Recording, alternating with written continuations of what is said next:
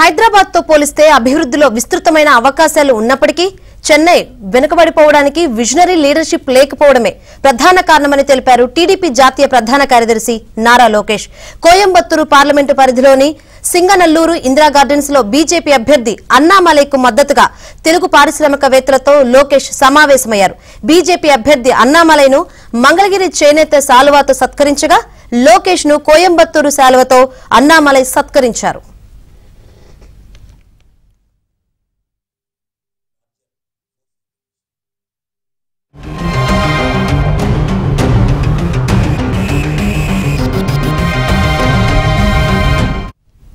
Visionary leader లేకపోవడంతోనే ఇక్కడ అభివృద్ధి కుంటిపడిందని, గతంలో ప్రఖ్యాతిగాంచిన అంబాసిడర్ కార్లు ఇక్కడే తయారయ్యాయన్నారు.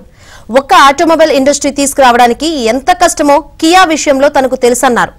ఏపీలో గత 5 ఏళ్లుగా సరైన నాయకుడు లేకపోవడంతో రాష్ట్రానికి సరైన పెట్టుబడులు, పరిశ్రమలు రావడం లేదని, ఇతర రాష్ట్రాలకు తరలిపోతున్నాయని లోకేష్ తెలిపారు.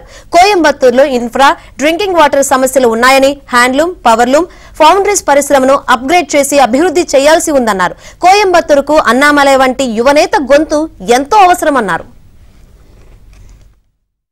Very important to have that kind of visionary leadership to fight for every investment, because now every state is fighting.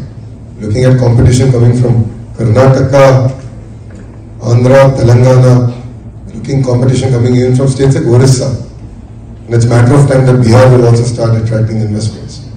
You're looking at how law and order has been set right in UP, the kind of investments UP is also attracting.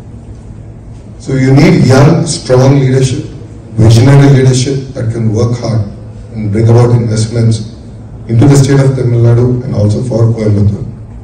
So Coimbatore 2.0 can only be delivered by an operating system